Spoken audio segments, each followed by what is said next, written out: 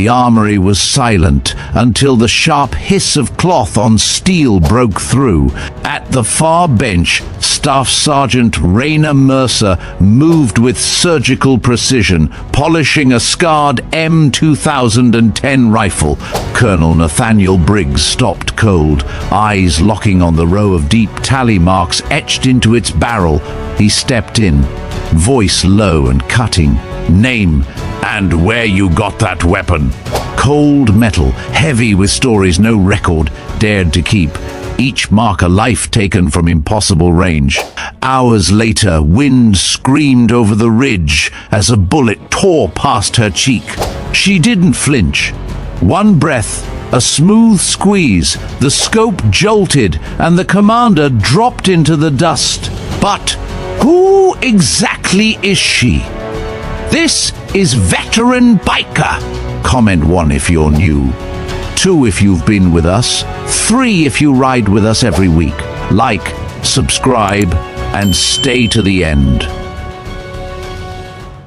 The air in the Fort Carson Armory hung thick with the ghosts of forgotten conflicts, a sterile and metallic perfume of gun oil and cold steel. Late morning sunlight filtered through grimy, high-set windows, sliced the cavernous space into sharp, dusty columns. It was a cathedral of controlled violence, a place of discipline and order. And Colonel Nathaniel Briggs was a man who lived by both. Standing at a worn-out wooden counter, he was an island of unwavering calm amid the low hum of activity. He meticulously double-checked the weapon's manifest, his pen scratching against the paper, with a rhythmic, steady precision that spoke volumes of his decades-long career. His back was ramrod straight, a habit forged in the fires of countless missions and honed by years of command. Every bolt, every serial number, every single piece of hardware on that sprawling inventory list had to be accounted for. It was a mundane, almost tedious task, but for Briggs, it was the bedrock of everything. A single missing round could be a cascade of disaster waiting to happen. He was deep in thought, cross-referencing a line item for a standard issue M4. Carbine, when a sound as slight as a whisper cut through the ambient noise. It wasn't the typical rattle of racks or the clang of heavy doors. This was a precise, high-pitched clink, the kind of sound metal makes when it's handled with an almost unnatural delicacy. It was out of place, an anachronism in the predictable symphony of the armory. Briggs paused, his pen hovering over the page. His mind, trained by instinct and experience, immediately registered the dissonance. Slowly, deliberately, he turned from the counter, his eyes scanning the vast room. His gaze swept past rows of neatly stacked equipment, past the soldiers in their fatigues going about their duties until it landed on a small, isolated workbench tucked away in a corner, just beyond the line of sight from the main entrance. There, sitting alone with her back to him, was Staff Sergeant Raina Mercer. Raina was a weapons tech, known for her quiet efficiency and meticulous nature. She was the kind of soldier who preferred the silent company of machinery to the camaraderie of her peers. She was bent over something on the bench, her slender frame coiled in concentration. Her dark, straight hair fell over her shoulders, creating a cascade that obscured her face. As Briggs watched, her hands moved with a practiced grace, wiping down a long, dark object with a soft cloth. Briggs felt a prickle of unease. The object wasn't a standard-issue sidearm or a rifle from the armory's official inventory. It was too long, too sleek, and its form was unmistakably that of a high-power sniper rifle. He could tell just from the silhouette. The buttstock was worn, the finish on the barrel was scratched, and its overall appearance suggested it had seen more than a few deployments. It was a tool of brutal efficiency, and it was absolutely not supposed to be there. His unease sharpened into a cold, hard certainty. This was a direct breach of protocol. He didn't think, he acted. In one fluid motion, a reflex honed by years in the field, he unholstered his Beretta M9 pistol. The sharp click of the safety being disengaged echoed in the sudden silence of his command. Staff Sergeant Mercer, his voice, low and laced with authority, cut through the quiet. "Set the weapon down." Slowly. The few other soldiers in the immediate vicinity froze, their heads swiveling toward the source of the tension. The easy rhythm of the armory vanished, replaced by a suffocating, charged stillness. Rayna didn't immediately react. Her movements didn't falter. She continued to polish the rifle, her motions measured and calm, as if she hadn't heard him.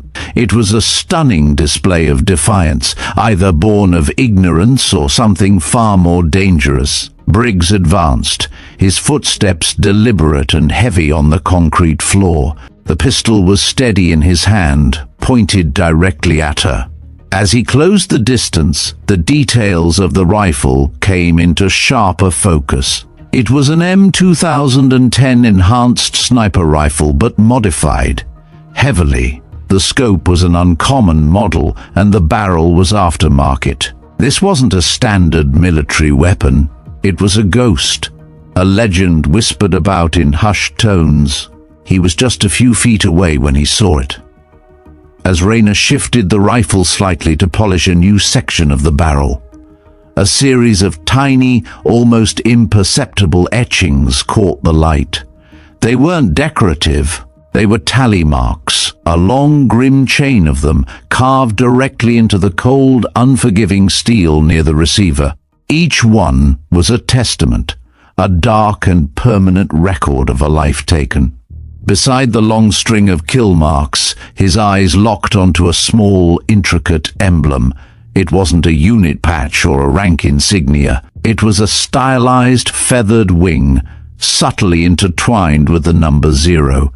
His breath caught in his throat. His grip on the M9 tightened imperceptibly. He knew that mark.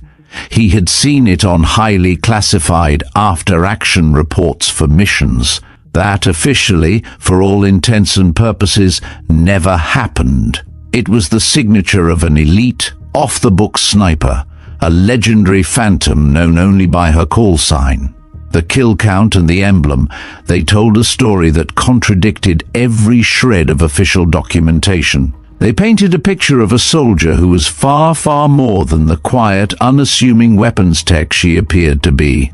A dangerous chill ran down Briggs's spine. His simple inventory check had just turned into a high-stakes confrontation with a legend. He was no longer just the colonel. He was a man staring into the eyes of a classified military secret, a secret that had just materialized in his own armory. The air in the armory had grown heavy, thick with unspoken questions. Briggs's pistol remained steady, his gaze fixed not just on the weapon, but on the woman behind it. Staff Sergeant Rayna Mercer, still bent over the M2010, gave no sign of being intimidated. The clink of metal against metal had been replaced by a deafening silence, broken only by the hum of the overhead lights. The other soldiers nearby, who had been going about their business with practiced efficiency, had now frozen, their eyes wide with a mixture of curiosity and apprehension. This was not a routine inspection, this was a confrontation. "Staff Sergeant Mercer," Briggs repeated, his voice now lower and more urgent, a controlled burn beneath a calm exterior. "I asked you a question. Where did you get that rifle? It's not on the manifest." Rayna finally looked up, her expression a mask of professional disinterest. There was no fear in her eyes, no shock, just a cool, distant blankness. She met his stare for a long moment, then, without a word, she returned her attention to the rifle. Her fingers, long and nimble, moved with an almost loving familiarity over the scarred steel. She ignored the question. ignored the drawn weapon, and continued her methodical polishing. It was a silent act of defiance, a quiet rejection of his authority that was more potent than any spoken words could have been. The small audience of soldiers, now a silent tableau of spectators, watched the scene unfold with rapt attention. They were a microcosm of the entire military structure, witnesses to a standoff between a colonel and a low-ranking NCO, a clash of official authority and a personal unyielding will. The quiet hum of the armory seemed to fade away entirely, replaced by the pounding of Briggs's own heart. He felt a flicker of frustration, a slow-burning ember of irritation at her refusal to acknowledge his authority. This wasn't how things worked. You don't ignore a direct order from a superior officer, especially one with a sidearm pointed at you. It was insubordination of the highest degree, and yet there was something. In her demeanor, a serene, almost unbreakable resolve that stayed his hand. "Sergeant First Class Reynolds," Briggs barked, his voice echoing in the sudden stillness. "Check the serial number on that weapon, now!" A young NCO, a veteran of several tours himself, snapped to attention. He approached cautiously, his eyes darting between Briggs's pistol and the woman polishing the rifle. He carefully read the number etched into the side of the firearm and quickly typed it into a computer terminal. The sound of his frantic typing filled the void for a few tense moments. "Colonel, sir," he finally reported, his voice tight with confusion. "The database, it's a dead end, no match. It doesn't exist." The words hung in the air, a final confirmation of Briggs's growing suspicion. The rifle was a ghost, a piece of hardware with no official history, no paper trail. It was a phantom, much like the woman who possessed it. Briggs took a step closer to Raina. His eyes, however, weren't on her face, but on the small, intricate emblem next to the long chain of tally marks. The stylized winged symbol woven around the number 0. It was seared into his memory from the classified reports of a Black Ops mission codenamed Echo Meridian. The reports were so heavily redacted that they were more like riddles than official documents. But one detail had always stood out: the signature of the sniper who had single-handedly turned the tide of the mission. The call sign was always listed as Valkyrie 0. The air in the room, already heavy with suspicion, now felt like a suffocating blanket. The unspoken subtext of the confrontation was now a tangible thing, a palpable weight pressing down on everyone. Briggs's simple inventory check had spiraled into an interrogation about a Black Ops legend, a ghost from the shadows of military history. He had a woman in front of him who was either the most brazenly insubordinate soldier he had ever met, or a living legend hiding in plain sight. And the worn, scarred rifle in her hands was the only proof. He stared at the chain of tally marks, the grim testament to a deadly precision that went far beyond standard combat. It wasn't just a number, it was a story of 100 lives, 100 moments of quiet, lethal judgment. He had a feeling the story was far from over. The standoff in the armory had reached its breaking point. The tension, thick enough to be cut with a knife, was a silent testament to the gravity of the situation. Briggs, his eyes still locked on the mysterious emblem, made a decision. He wasn't going to handle this in front of an audience. This was no longer about a misplaced rifle. This was about a buried military secret. And he needed to get to the bottom of it, away from prying eyes and ears. "Reynolds, clear the room," he commanded, his voice a low, steel-edged growl. "Everyone, now!" The soldiers, relieved to escape the suffocating atmosphere, scrambled to obey. They moved with a hurried efficiency, gathering their tools and equipment, shooting quick, nervous glances at the two figures at the center of the drama. In a matter of minutes, the vast, echoing space was empty save for Briggs and Staff Sergeant Mercer.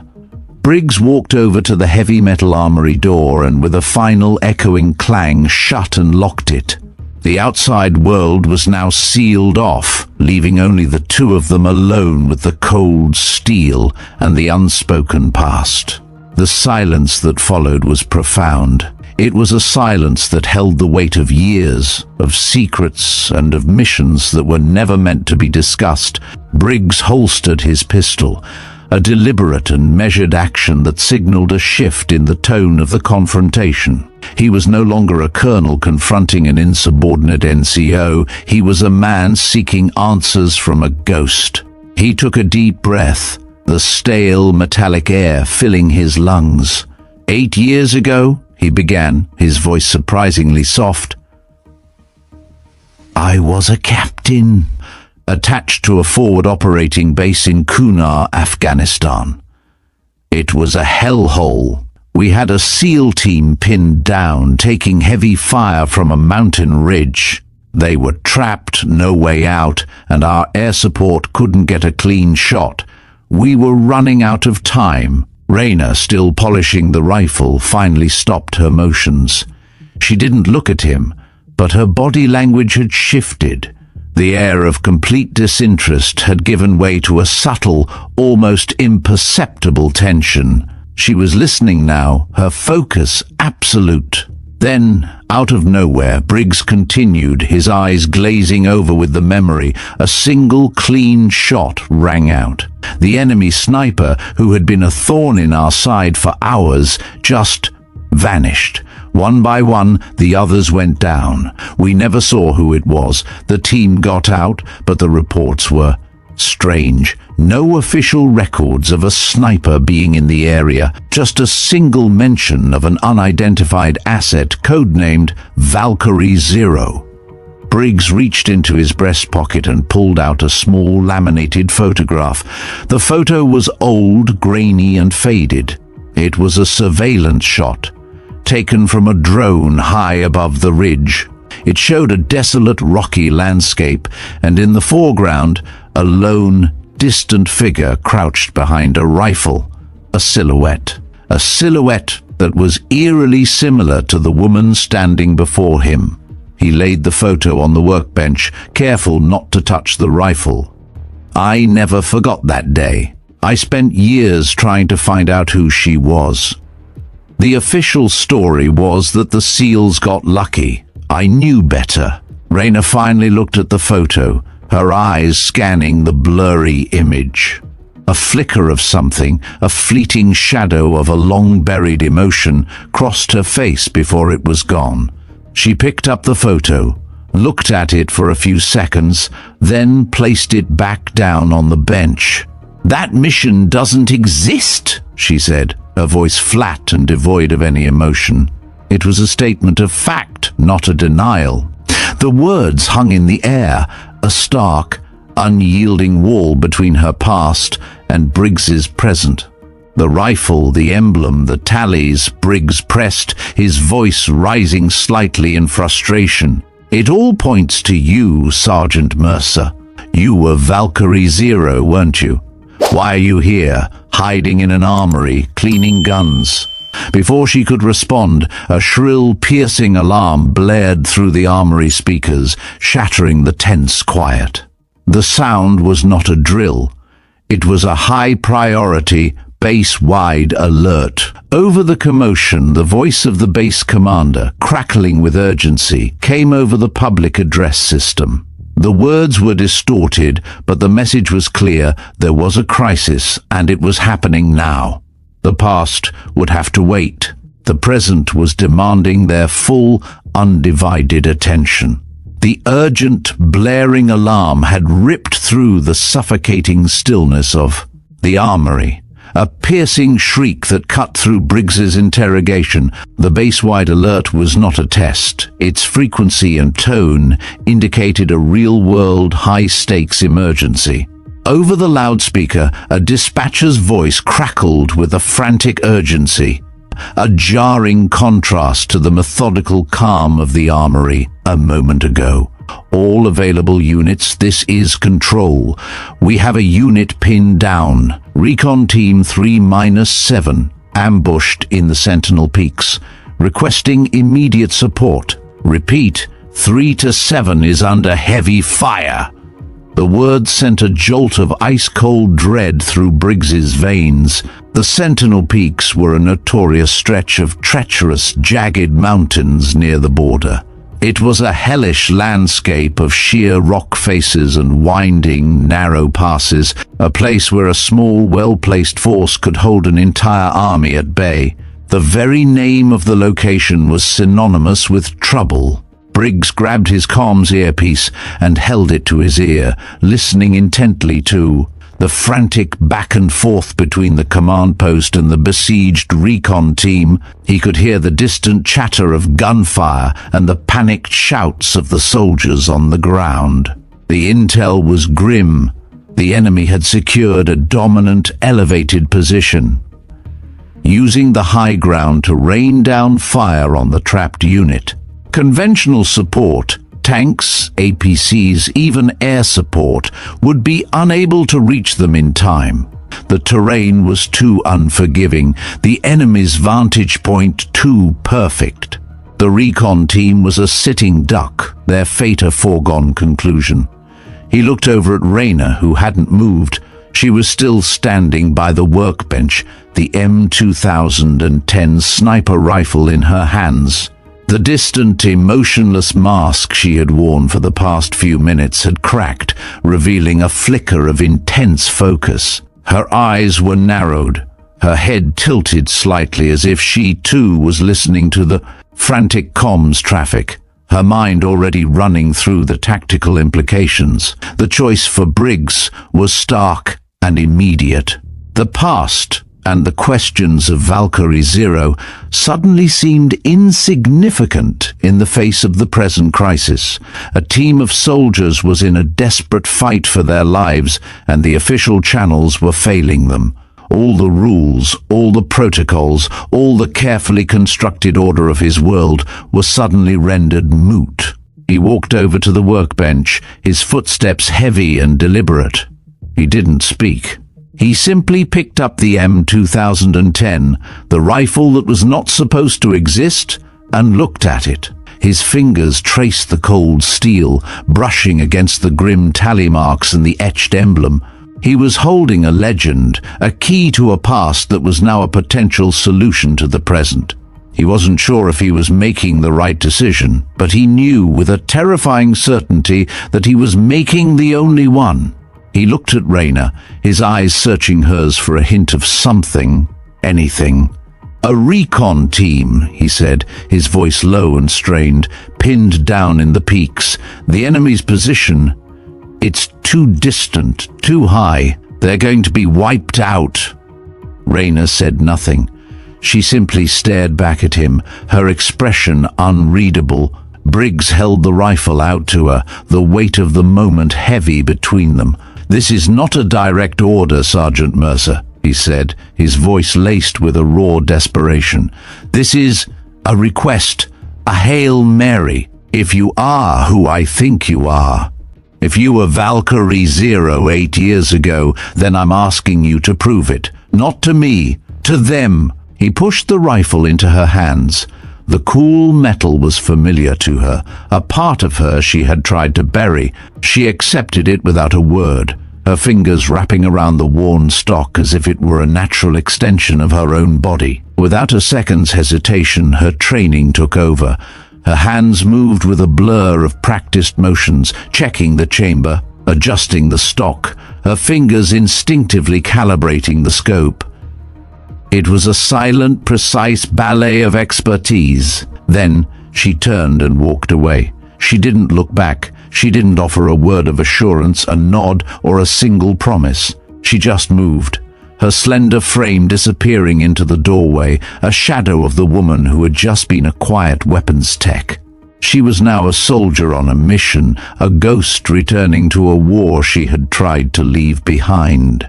Briggs was left alone in the silent, empty armory, holding his breath, a man who had just entrusted the lives of his soldiers to a legend he had only just discovered. The fate of the recon team and the fragile secret of Valkyrie Zero now rested on a single silent markswoman. The mountains loomed ahead, jagged silhouettes against a sky that was already beginning to haze with midday heat. From the base perimeter, the sentinel peaks looked almost beautiful, rising in sharp, layered ridges, their slate-grey faces catching the sun in fractured glints. But beauty here was a lie. Every soldier who had fought in these ranges knew the truth. Those ridges hid death. Raina Mercer moved like a shadow-given form, boots cutting across the rocky outcroppings beyond the base. The M2010 rested across her chest, its weight familiar, its balance perfect. Her eyes never stopped moving, measuring angles, noting cover, calculating distances in ways she didn't consciously register anymore. These mountains were not foreign to her. She had been in places like this before, where the air was thin, the wind treacherous, and the enemy always seemed to be above you. Far below the ridgeline, the sound of war carried up in fractured echoes, sharp bursts of gunfire, the heavy thump of automatic weapons. Voices barked in short, clipped commands. Through the comms in her ear, the situation unfolded in broken transmissions. "We're pinned! They've got us locked from the northeast crest." Then, the unmistakable sound of another rifle, deep, resonant and precise, cut through the chaos. That would be their sniper. Raina didn't speak. She didn't need to. The battlefield was telling her everything. Behind her, a small team of spotters had started to follow on Briggs's orders, but she signaled them to halt at the base of a steep incline. "This is where you stop," she said without looking back. There was no hesitation in her tone, only certainty. They obeyed, understanding instinctively that whatever she was about to do was beyond the limits of ordinary infantry training. She began her ascent. The slope was a fractured mess of shale and loose stone, each step threatening to give way underfoot. But her movements were deliberate. Each placement of her boot tested for stability before she shifted her weight. The rifle remained slung for now, her hands free to steady herself on the jagged protrusions. Higher and higher she climbed, the air thinning, her breathing steady and measured. From this angle, the recon team's position came into partial view, a cluster of tan uniforms, pressed into what little cover they could find, pinned between the slope and a wall of rock. Above them, nearly a kilometer away, the enemy's fortified perch dominated the terrain. The high ground was dotted with figures in mismatched camouflage, their rifles spitting fire down into the trapped team. At the very top, behind a fragment of natural stone shaped almost like a shield, Raina caught the faint flickering glint of glass. Scope reflection. Their sniper was dug in, commanding the kill zone. She dropped into a low crouch, unslinging the M2010. The movement was smooth, silent, the kind that came from muscle memory forged in real combat, not training exercises. She unfolded the bipod, planting it into the gritty stone. The stock came to her shoulder as if drawn there by magnetism. The scope's reticle settled over the crest, magnifying the enemy's position. Heat shimmer made the air dance, but her focus cut through the distortion. Wind speed, negligible. Elevation adjustment, 2 clicks. Distance, 1,048 meters. Her breathing slowed, each inhale drawn deep into her diaphragm, each exhale a controlled release. Through the scope, the enemy sniper's rifle emerged into clarity, a heavy bolt action, with a suppressor, its owner scanning methodically for any sign of movement below. Her finger brushed the trigger, the world narrowed to the crosshairs and the rhythmic beat of her pulse. Then, crack! The shot was clean, the recoil a brief, sharp handshake against her shoulder. In the magnified frame of the scope, the opposing sniper's head snapped back, body crumpling into the rocks. She shifted immediately, eyes searching for secondary threats. But the enemy below had already realized something was wrong. Their return fire ceased for a heartbeat, then erupted again, this time in her direction. Rounds smacked into the stone around her, sending splinters of rock biting into her exposed cheek. She rolled sideways, flattening herself against the slope. The sharp pop of semi-automatic rifles and the deeper thump of machine gun fire created a layered wall of sound. And then it came. The shot that nearly ended her. She caught it first as a flicker in her peripheral vision, the tiniest glint from a secondary ridge. Her instincts screamed before her mind caught up. She dropped her head a fraction of a second before the supersonic crack split the air. The bullet passed so close she felt its heat against her skin, a burning whisper that lifted strands of hair from her temple. Her body reacted without thought, pivoting toward the source. A second hostile marksman was positioned in a narrow cut of the rock, rifle braced. He was adjusting for another shot. Her reticle found him as he settled into his scope. For the briefest instant, their eyes met through layers of glass and distance. She squeezed the trigger. His rifle bucked from his hands, his body folding forward into the dust.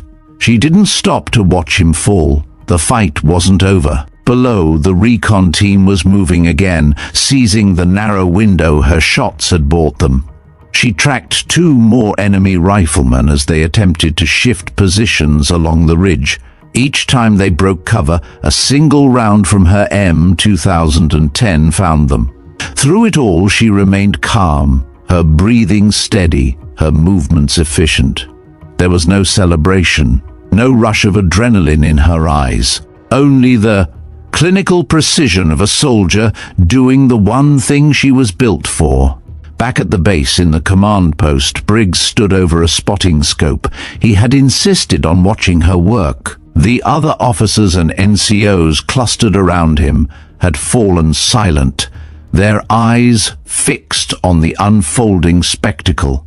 "God help me," Briggs muttered under his breath. "It's her."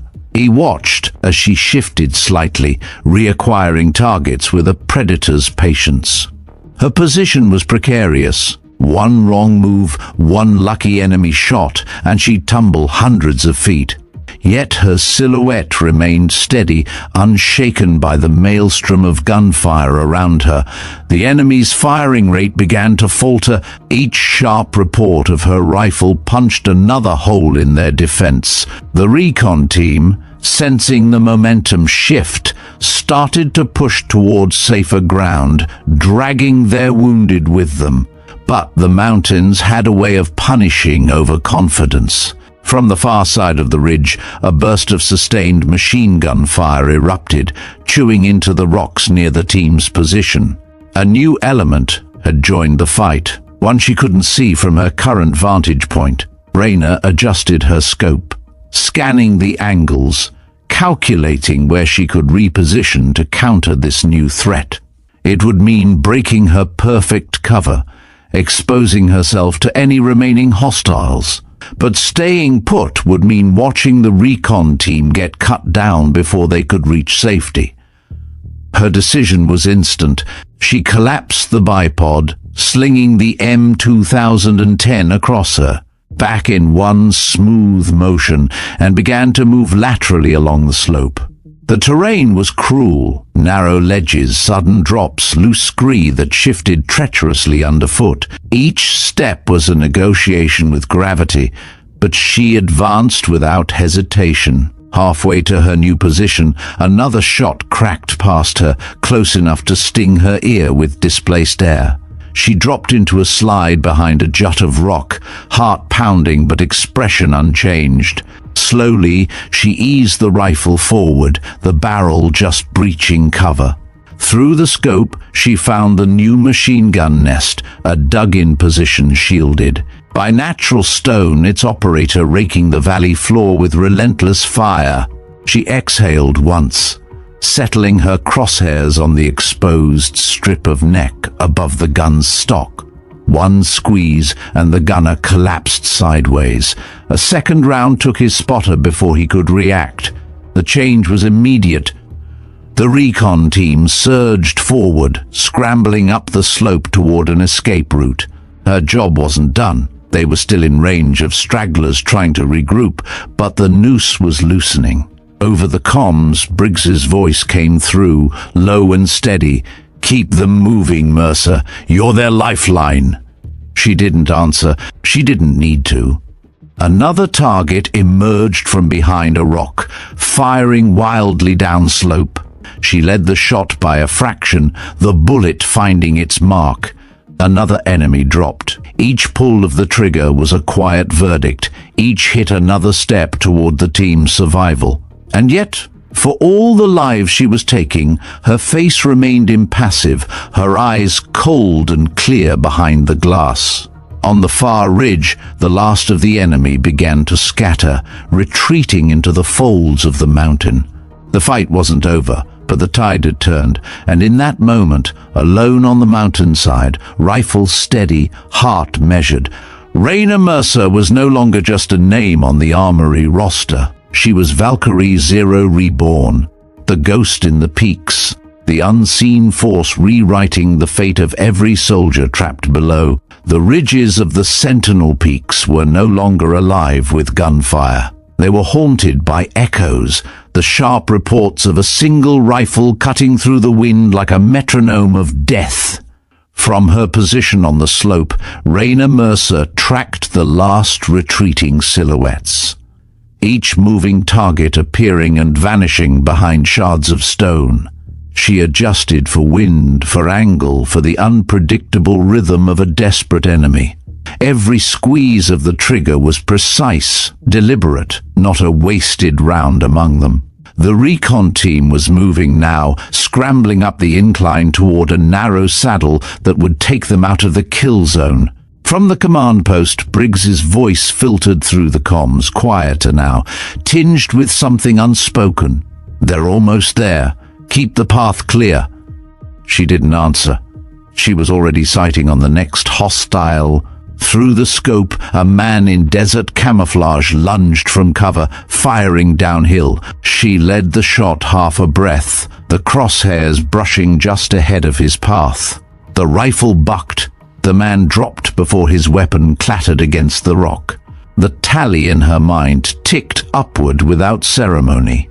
She never counted the number of lives taken, not like others did, but this time she couldn't help noticing the rhythm. Every mark on her rifle had been earned this way, the cold, deliberate ending of a threat before it could end someone else. On the lower slope, 2 enemy fighters tried to haul a wounded comrade away. Raina's reticle hovered for a moment. She shifted her aim higher, finding the one with the rifle still in his grip. A single shot, he fell, the others diving for cover.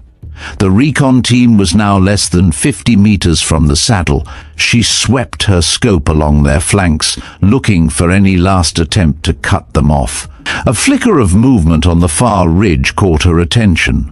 A lone figure, with a shoulder-mounted RPG lining up a shot toward the saddle. The wind at this altitude was deceptive, swirling and shifting. She read the dust drifting from the rocks, made a tiny correction to her aim, and exhaled.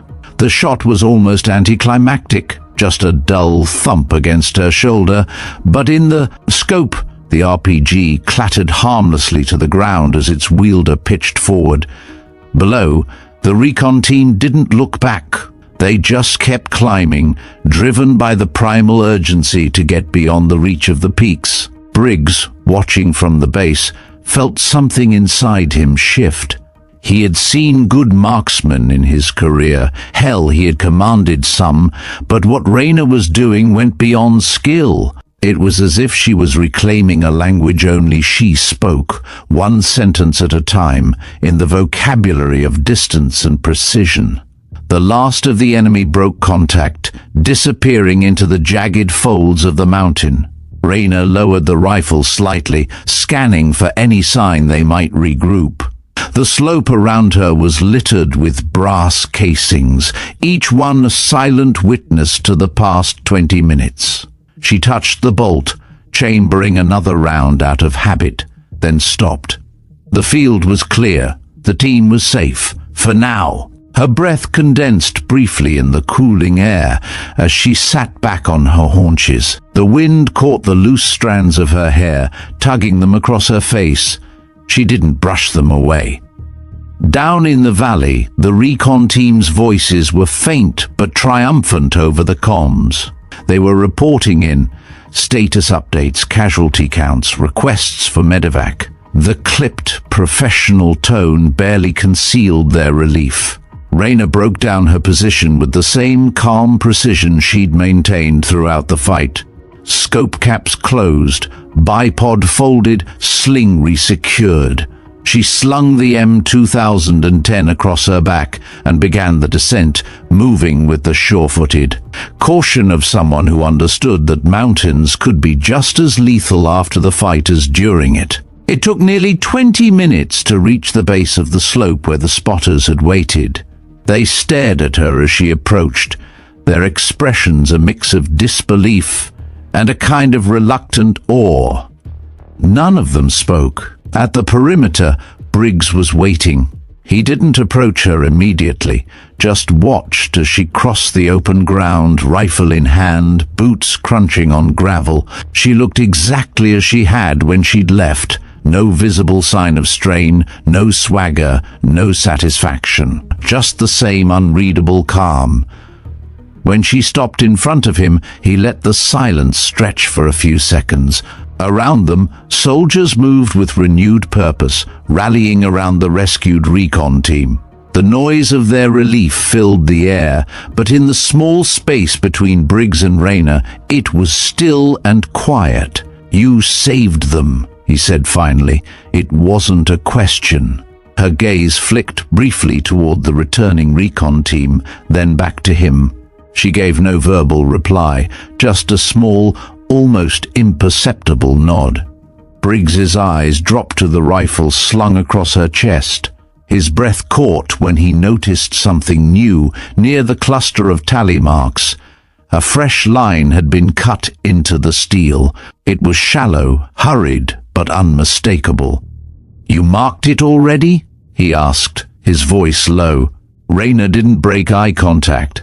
"Some things are worth remembering," she said simply. It wasn't a boast. It was just fact. Briggs's mind flashed back to the first moment he'd seen the emblem and the tallies. Back then they had been history.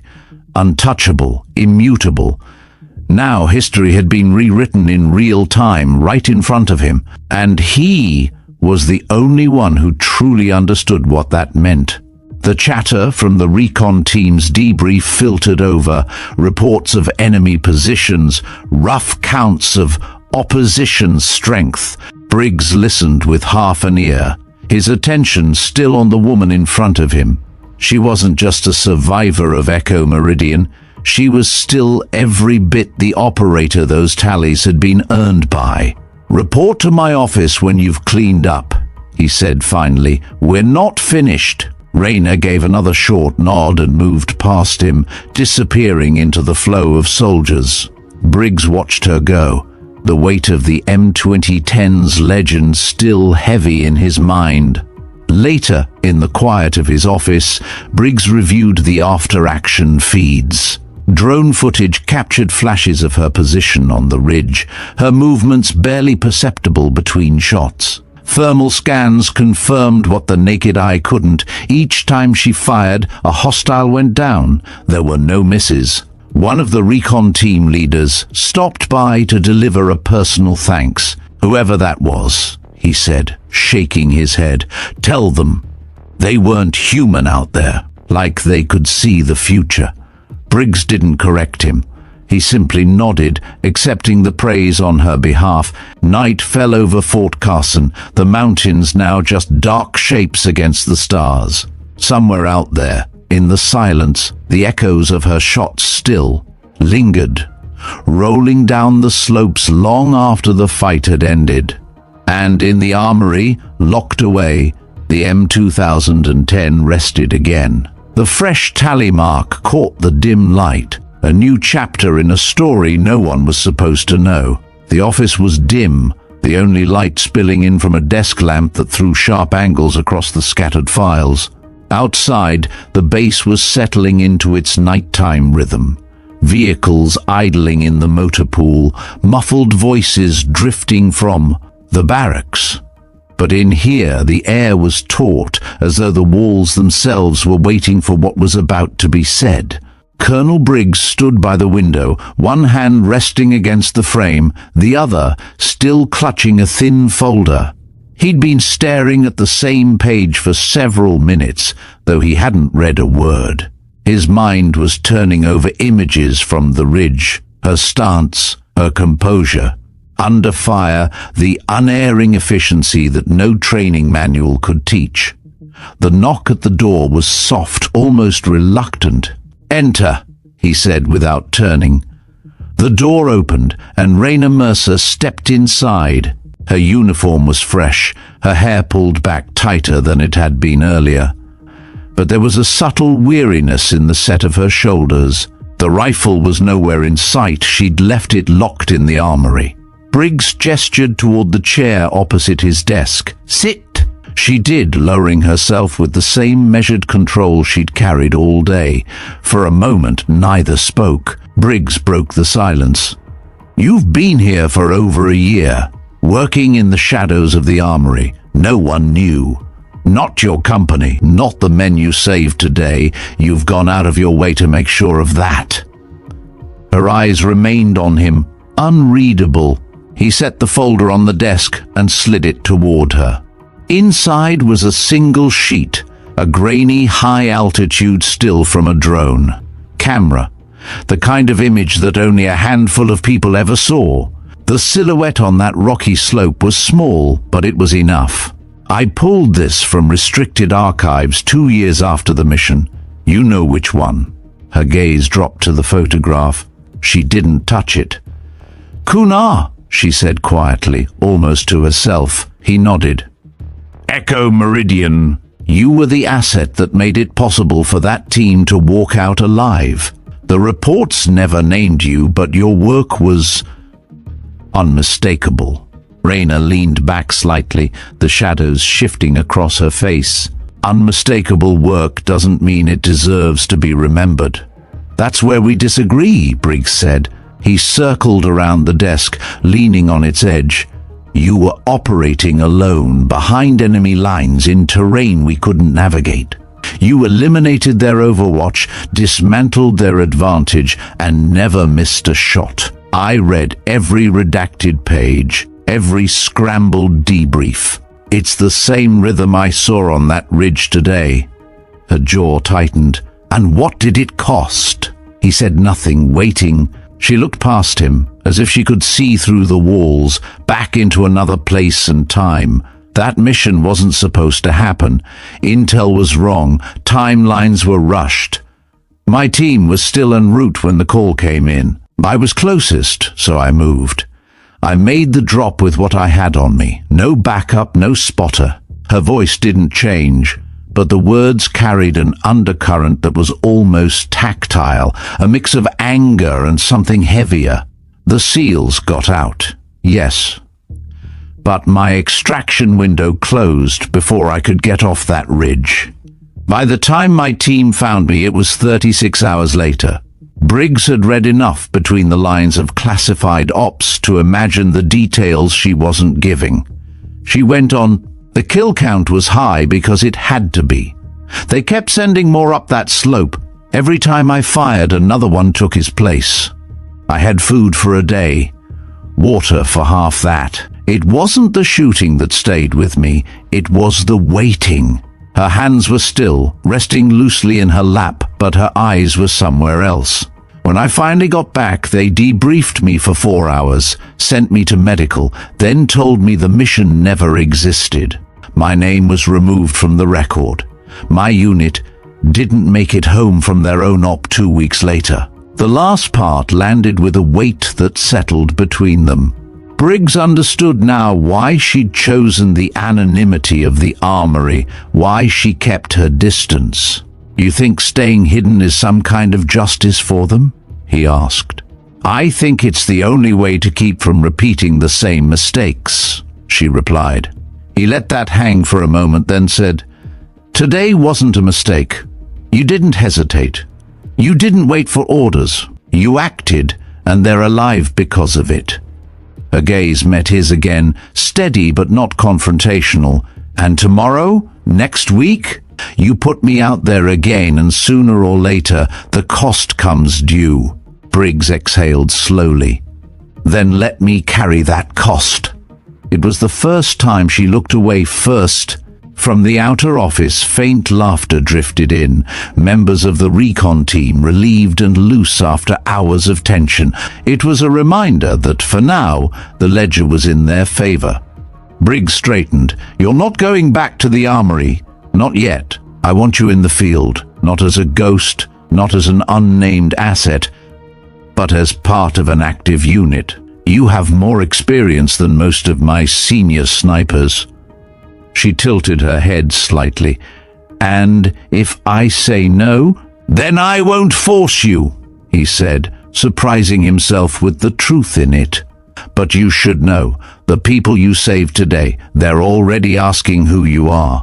Rumors will fill the gaps if you don't." Her lips curved, not in amusement, but in something like resignation. "Rumors are easier to survive than facts." Briggs leaned forward. "Maybe, but I think you've been surviving long enough." For the first time since she entered, there was a flicker, small, almost imperceptible, of indecision in her expression. He didn't press further. Instead, he picked up the folder and closed it. "Think about it. That's all I'm asking." She rose, gave him a short nod, and left without another word. From his desk, he watched the door close, the click of the latch marking the end of their conversation. But he knew the matter was far from over. Later that night, under a sky clear enough to show every star, Raina stood alone at the edge of the base. The peaks were dark outlines against the horizon, their presence as immovable as the memories they held. In her hands was the M2010, the metal cool against her palms. She traced one finger over the latest mark, feeling the shallow groove where the steel had yielded under her blade. It wasn't celebration, it wasn't grief, it was a reminder. From somewhere behind her, a voice called her name, not Sergeant Mercer, not any formal title, just her name, as if spoken by someone who'd known it for years. She turned, and Briggs was there, holding out a small object. It was a patch, black, with a single wing and a 0 stitched in silver thread. "I had this made years ago," he said. "Didn't think I'd ever hand it to anyone." She looked at it for a long time before taking it. The fabric was rough, the stitching tight. He didn't ask for an answer. Neither of them needed one tonight. The morning broke with a sky scraped clean of clouds, the kind of hard blue that seemed to stretch endlessly over the Colorado highlands. From the motor pool, you could see the mountains in sharp relief, the sun casting their spines in alternating bars of gold and shadow. But the clarity of the day was deceptive. Inside the base, the undercurrent was anything but calm. Raina Mercer moved through the yard with a pace that was neither hurried nor idle, a measured rhythm that gave away nothing of her thoughts. Her hair was tied back tighter than usual, the kind of knot meant to stay in place for hours. On her shoulder, not a rifle this time, but a sealed case with reinforced edges. Whatever was inside was heavy enough to shift her gait just slightly, but she didn't seem to notice. From a distance, Briggs watched her cross toward the operations building. He hadn't called her in. If anything, he'd expected her to keep her distance after last night's conversation, but the fact that she was here and carrying that case told him her mind was already made up about something. Inside, the main floor was a controlled chaos of mission prep. Radios crackled, analysts hunched over satellite feeds, and the smell of strong coffee battled with the sharper tang of cleaning solvent. At the far end, an operations map dominated one wall, layered with topographic overlays and markers in red grease pencil. She stepped into the room, and the hum of conversation faltered. The last time most of these people had seen her, she'd been a distant figure on a ridgeline, unreachable but decisive. Now she was among them, close enough to touch, and that proximity made some uneasy. Briggs crossed the room to meet her halfway. "You weren't on the roster this morning," he said, low enough that only she could hear. "Plans changed," she replied. Her voice was steady. Without the flatness she'd used before, there was something deliberate in her tone, like she'd already accepted the cost of whatever she was about to do. He glanced at the case. "What's in there?" Instead of answering, she stepped past him to the map wall. With the edge of her sleeve, she brushed a smudge of pencil away to expose the ridgeline beneath. "You've got a blind spot here," she said, tapping a section just north of the Sentinel range. "There's a pass no one's watching. Narrow enough to funnel movement, but wide enough to move equipment through if you know how." Briggs frowned. "Intel says it's impassable this time of year." She set the case on a nearby table, flipping the locks with quick, practiced motions. The lid opened to reveal a compact spotting scope, a custom ballistic, computer, and a wrapped bundle that could only be another rifle. But this one wasn't the M2010. The metal gleamed faintly in the fluorescent light, and the stock bore no marks, no history, at least not yet.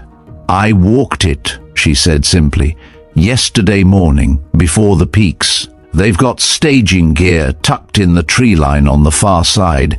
If they move, it'll be through there." The room shifted in energy. A couple of the junior officers glanced toward Briggs, silently asking if they were supposed to be listening to this. He gave no signal either way. "Why are you bringing this to me now?" he asked. "Because once they're in the pass, you won't stop them with patrols. You'll need someone up high, with the range to cover both exits." She closed the case again with a snap. "That's what this is for." Briggs studied her for a moment, weighing the layers of meaning under her words. "You're volunteering." "I'm telling you the job needs doing," she corrected, "and I'm already ahead of the curve." From the far corner, a comms operator called out an update. Movement detected on a trail north of their current watch point. Small groups, spread apart, likely scouts. The red markers on the map were already starting to multiply. Briggs felt the tempo of the room shift from preparation to action. He turned back to her. "If you go, you'll be alone out there. No spotter, no backup until extraction." Her expression didn't change. "That's not new to me." It wasn't bravado. It was a statement of fact, delivered without ceremony. He gave the smallest nod toward the case. "Gear up. You leave in 15. She picked it up and moved for the door. No handshake, no exchange of good luck. Those belong to other people in other kinds of work. By the time the transport truck rumbled through the north gate, the sun was high enough to paint the ridges in harsh, unbroken light. The landscape outside the wire was a different world, raw, uneven ground, a tangle of scrub and rock where the wind carried the scent of pine and old snow. Raina sat in the back, her kit strapped down beside her, the rifle case wedged securely against the bench.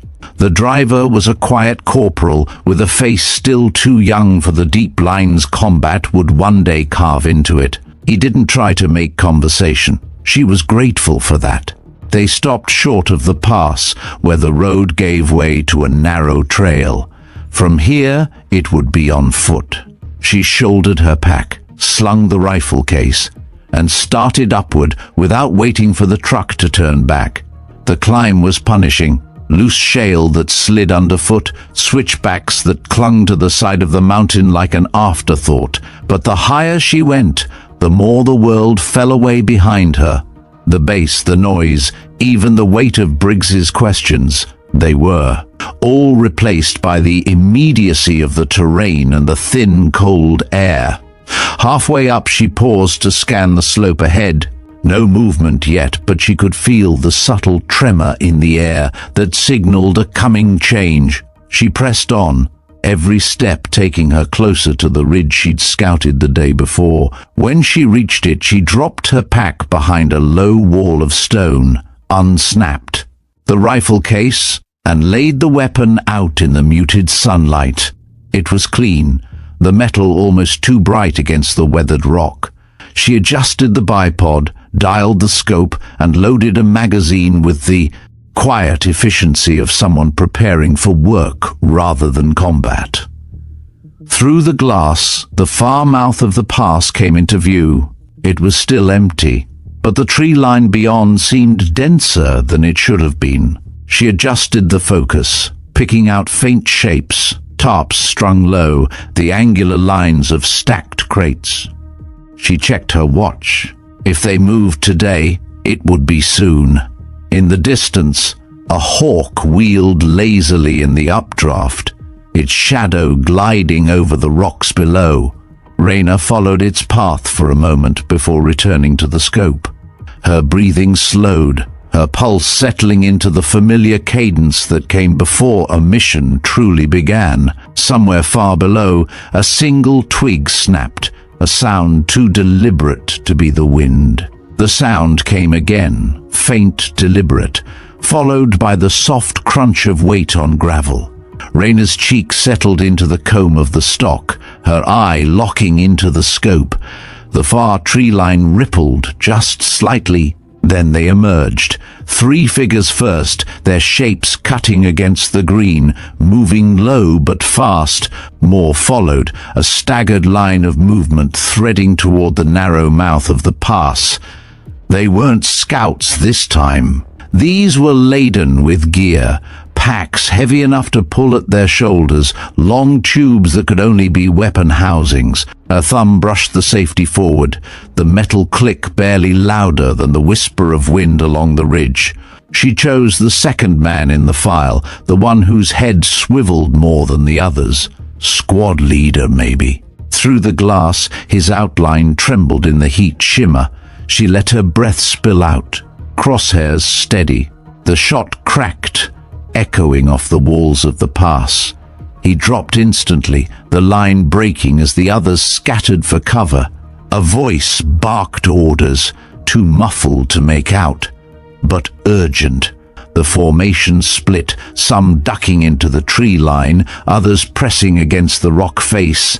It bought them a few seconds, nothing more. Raina adjusted, caught a glimpse of movement between 2 pines, a shoulder, the glint of a weapon barrel.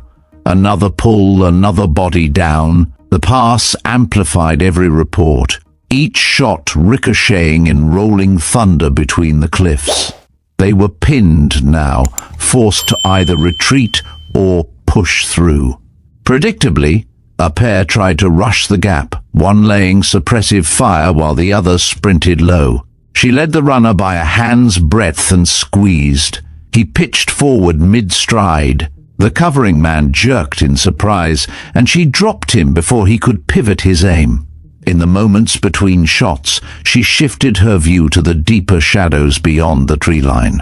Shapes were moving there, slower, more deliberate. Crates being shifted, tarps stripped away. They were trying to salvage supplies before abandoning the site. She dialed the scope tighter, glass cutting through the distance until the details resolved. Ammunition. Cases, comms equipment, and something heavier. Tripod mounts, maybe for heavy machine guns or mortars. If those made it through the pass, they'd change the calculus for every patrol north of the peaks. Her comm unit clicked twice, Briggs's signal. No words, just confirmation he was on the net. She tapped her transmit key twice in return. Another figure broke from the tree line, bent under the weight of a long cylindrical case. She took him before he'd made 10 steps. But the enemy was adapting. A muzzle flash bloomed from the base of a rock spire on the left flank, too close to the pass for comfort. The round struck high above her, showering her with grit. She rolled sideways, resetting behind a chunk of granite, then peeked the scope around. The shooter was prone, partially shielded by an outcrop. She couldn't see his head, but the elbow was visible, tensed, shifting slightly as he adjusted. She took the arm. His weapon clattered down the slope, and his silhouette jerked back into the open. One more round ended it. Below, movement accelerated. Those still alive were hauling what they could, abandoning the rest. Rayna shifted targets to the crates themselves. A line of shots splintered wood and twisted metal, rendering what they left behind unusable.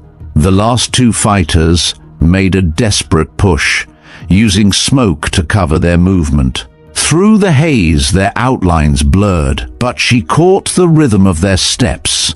2 shots cut through the cloud, each punctuated by the hollow thump of a body hitting the ground. Silence began to reclaim the pass.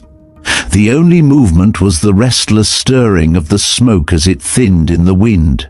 Rayna swept the scope one final time. Left ridge, right ridge, tree line, pass floor. No survivors, no threats. Only wreckage and the sharp tang of expended gunpowder drifting up from below. She leaned back from the rifle, flexing the tension from her fingers. Around her, the ridge was utterly still, the kind of quiet that felt almost brittle, like one wrong sound could shatter it. A low buzz in her ear. Briggs again, this time with words. "Area secure?" She keyed her mic. "Clear." "Sight neutralized?" There was a pause. "Understood. Extraction in 30. Hold position until then." She acknowledged and powered down the scope.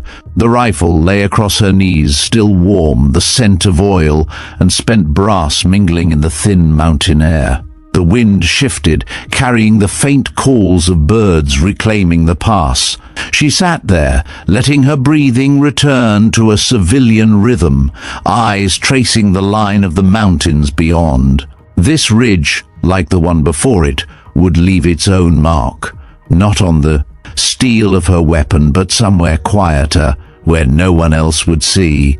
When the extraction team arrived, she was already packed. The young corporal from the morning drive was among them, his gaze flicking from the pass to her rifle and back again, as if trying to reconcile the silence now with the violence that had unfolded minutes earlier. She didn't offer explanation. None was needed. As they wound back toward the base, the pass fell behind them, swallowed by distance and the slow closing of the day. Ahead, the sun was dipping toward the horizon, staining the peaks in deep amber. In the back of the truck, Rayna rested her hands on the case. Inside, the rifle was quiet, inert, its work done for now. At the gate, Briggs was waiting.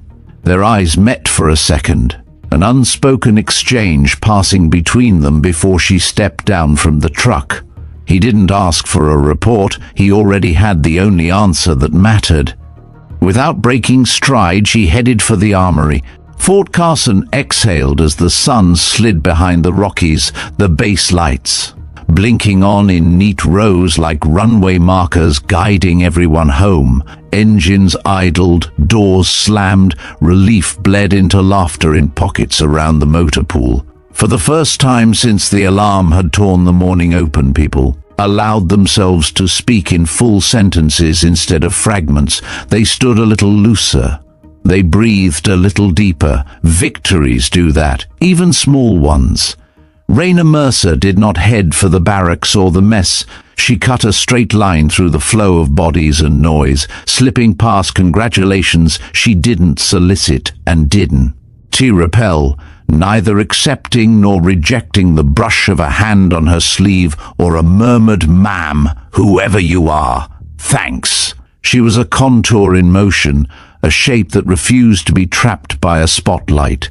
When she reached the armory, she keyed the lock and stepped inside. It was quiet in there the way empty churches are quiet. Not the hush of absence exactly, the hush of witness. She set the case on the nearest table and worked the latches with her thumbs. The lid came up on oiled hinges. Inside, the rifle lay cradled in foam, its barrel still faintly warmer than the room. She checked the chamber, empty. The magazine, spent. She ran a cloth once down the length of steel, not to make it gleam, but to remove the day from it, the dust, the grit, the undertone of cordite that clings after a fight. The gesture was practical and private at once, the way some people fold. A flag after a funeral, precise, unhurried, unromantic, reverent. Footsteps stopped on the far side of the door. "Come in," she said without raising her voice. Colonel Nathaniel Briggs stepped through with the kind of restraint that looks like calm from across a room and feels like a storm when you're standing close. He closed the door behind him and didn't speak, as if words might rattle loose something that needed to stay still. They looked at each other for a beat that belonged to neither of them and to both. "You went," he said at last. "You asked," she said. He took in the rifle, the case, the cloth in her hand. He moved closer, slow enough to telegraph respect. The lamplight gave his profile a hard edge, but his eyes had none of that hardness left. "I've got debriefs," he said. "A dozen versions of the same miracle. Recon 3 to 7 is already inventing names for a shooter they didn't see. The angel on the ridge is trending in a chat I wish I didn't know exists." The corner of his mouth twitched with something like fatigue. "There are worse myths." Raina didn't smile. She set the cloth aside. "Are they all accounted for?"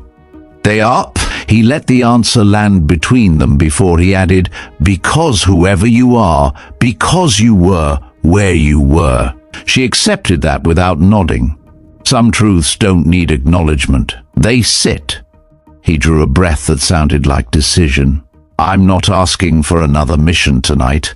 I'm asking for this." He tapped 2 fingers lightly on the table. 5 minutes. Then you can tell me to go to hell." She waited.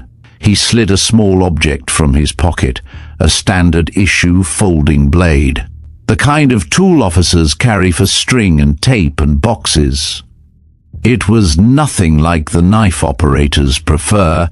It would do. He didn't open it yet. He placed it beside the rifle, the way a surgeon lays out an instrument where everyone can see it.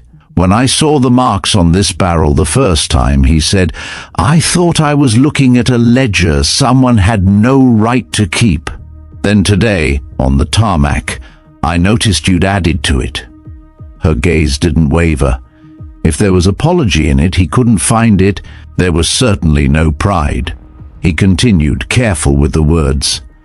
"I realized I didn't understand what those marks were to you. I thought I did. I didn't."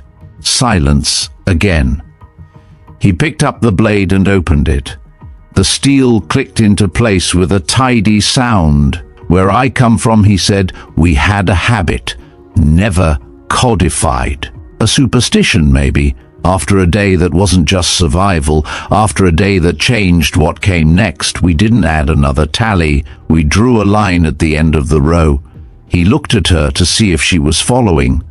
Not to claim anything, to close it, to say, "This chapter ends here. Whatever comes after isn't the same fight." He set the point of the blade at the tiny gap beyond the last shallow tick. He didn't press. He waited for a no that didn't come. "May I?" Raina studied the empty space he was asking for as if distance lived inside it. When she answered, the yes was small but unambiguous. Briggs leaned in and pulled the edge lightly. Once. It took less than a second to score the steal. He didn't go deep. He didn't want to shout over the other marks. The new line wasn't a count, it was a seam. When he was done, he folded the knife and set it aside. He blew away a dusting of bright shavings and stepped back. It changed nothing and everything. He didn't frame it, he didn't name it. He just let it exist. Raina traced the new cut with her fingertip, more to feel its restraint than to verify it was real. Her hand stilled halfway. She reached into the breast pocket of her blouse and brought out a single cartridge, brass muted by the warmth of her skin. She'd carried it soft all day, wrapped in a square of cloth that smelled faintly of solvent and pine. She placed it on the table next to the rifle, angled so he could read the tiny letters she'd scratched with a pin, 4 words on the casing: spare and exacting, a private creed rendered public for the span of a breath. For those we save. Briggs did not pretend the room hadn't shifted around those words. He didn't pretend he deserved to see them. He only nodded once, slow, as if acknowledging the presence of a third person. "There's a team forming," he said after a moment. "A small cell. Precision overwatch for rough terrain, long glass, long legs. Official this time. Not the kind that gets erased. They'll need someone who knows the difference between a good shot and a right one." She did not move. "You said you weren't asking for another mission tonight." "I'm not." He glanced at the cartridge, then back at her. "I'm asking you to teach them what a seam looks like." It wasn't a plea. It was a structure being offered. Somewhere in the base, someone laughed too loudly at a joke that had no business surviving a day like this. Engines, rumbles sang and faded. He waited the way good commanders wait, present, unthreatening, resolute. Raina eased the bolt back and forward without a round, just to hear the clean slide. Of metal on metal, the sound that costs nothing, the sound that promises nothing. "No names," she said, "no folklore. They don't need a phantom to chase. They need to know how to leave a mountain without bringing it home." "You'll have that," he said. "You'll have what you ask for, or you'll have my resignation on your desk with the tray empty." Her eyes flinted with the dry ghost of humor. "You don't strike me as a man who threatens his own job." "I don't," he said. "I promise things I can deliver. It's less dramatic. A beat. A thin seam of possibility opened where stalemate had sat." She closed the case and latched it. "I'll look at your roster," she said. "If you have people who listen more than they talk, you might get a program. If you have storytellers, you'll get headlines and funerals." He accepted the terms as if they were doctrine. "Tomorrow 0600, training ground 3, no audience." "No audience," she echoed, and it wasn't an echo. It was a boundary. He started for the door, then paused. "There's one more thing." She waited. "I kept a piece of a drone photo I was never supposed to keep," he said. "I used to take it out when the bass was loud, to remember why the noise matters. I don't need it anymore." He slid a thin sleeve across the table. Inside was the same blurry mountain shot he'd once shown her, but cropped tighter, the figure smaller. It looked like a smear of shadow in a world of stone and distance. She tapped the plastic once. "You kept a ghost," she said. He shook his head. "I kept a reminder that there's a human under the myth. It turns out I didn't need a reminder. You make that obvious." It wasn't flattery. It was inventory. He opened the door and the room breathed again, air moving out as if a seal had broken. He hesitated there, as if he had miscounted his steps and didn't mind being off by one. "Thank you," he said, without the armor of rank. "Get some sleep," she said, without the armor of distance. He left. She didn't. Raina stood in the middle of the armory until the hum of the lights became a kind of ocean, until the weight across her sternum eased to something bearable. She tucked the cartridge back into the square of cloth and slid it into the rifle case, not because she feared theft, but because the ritual of putting things where they belong is a discipline of its own. Then she carried the case to the locker and stowed it on the shelf that had never, on paper, been assigned. She closed the door and felt the lock catch. She turned the key once more than necessary. Outside, night had settled with intention. The sky was black enough to swallow the peak's outlines. A cool wind ran through the yard, tugging at flags and loose tarps, giving the base a single low note it would hum until dawn. She crossed the concrete to the edge of the lot and stood where the floodlights fell short. Out there, in the dark, the mountains were present the way pain is present when you refuse to say the word. She didn't say it.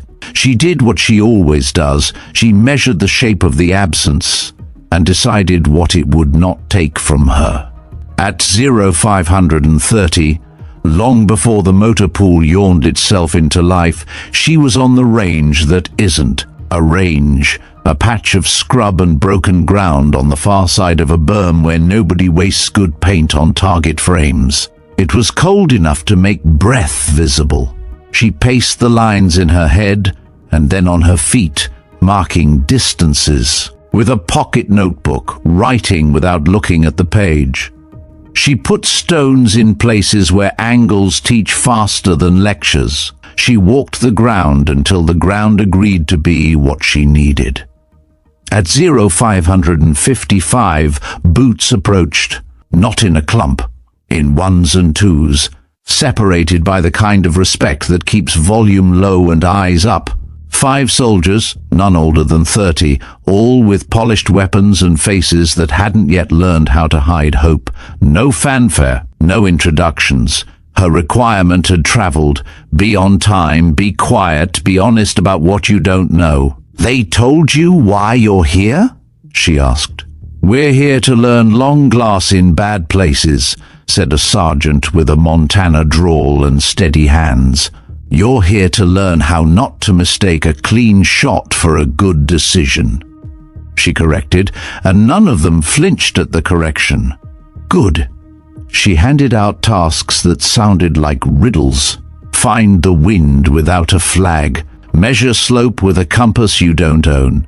Tell me what the sun will do in 10 minutes without checking a watch. They scattered without complaint. She watched how they looked at the earth, how they put a palm to rock, how quickly they forgot about her in the work. She made notes that weren't about scores. By 0700, Briggs had drifted to the edge of the field like a man who can't quite allow himself to be absent and won't allow himself to intrude. He stood with his hands behind his back, coat open to the cold, eyes on the students and not on her. He didn't interrupt when she sent one soldier back to start a map over, because the lines were accurate but the legend lied. He didn't intervene when she moved an entire firing position 3 meters. Left because the roots underfoot would turn ankles at hour 4. He didn't offer water or praise. He understood why neither belonged. When she finally called a halt, the sun had climbed enough to set the frost sparkling off scrub.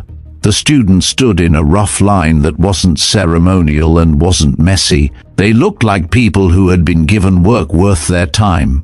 "Tomorrow," she said, "we add glass. The day after that, we add weight. If you pass those, we add weather. If you pass weather, we add enemies. If you think we started with enemies today, you weren't listening." They didn't pretend they'd understood everything.